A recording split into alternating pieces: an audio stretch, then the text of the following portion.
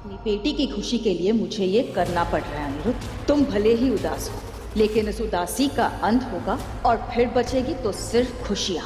तुम शादी मेरी बेटी से करोगे और प्यार किसी और से।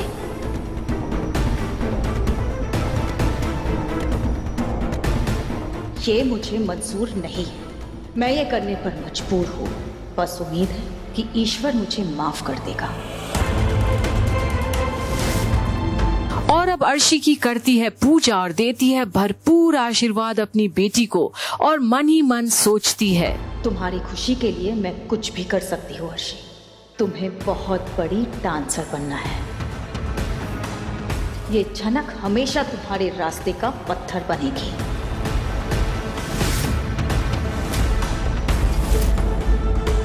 आज इसकी वो हालत करूंगी कि घर से बाहर निकलना ही बंद हो जाएगा इसका।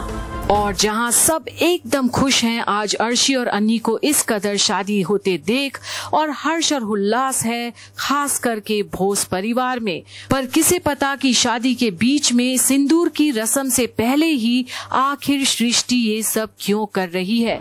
झनक, दिया दो।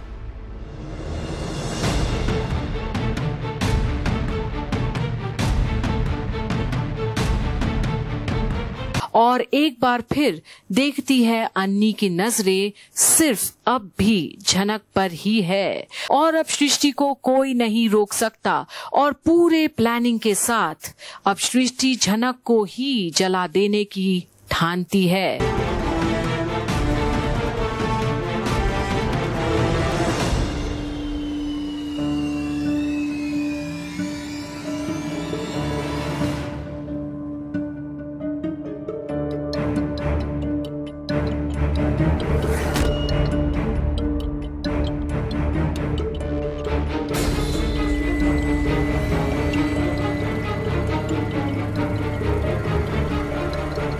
और दिया को झनक के पल्लू पर रखती है गिराकर और ये नजारा देख लेती है मीनू और उसे समझ ही नहीं आती कि ये क्या कर रही है सृष्टि। पर झनक को कुछ नहीं पता। वहीं सृष्टि देखती है अब आग की लौ को पकड़ते हुए झनक के पल्लू में और खुश होती है।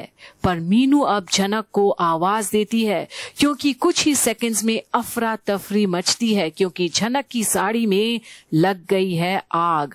और अब सृष्टि की मकसद हुई पूरी, झनक को हमेशा के लिए अर्शी के रास्ते से हटाने का।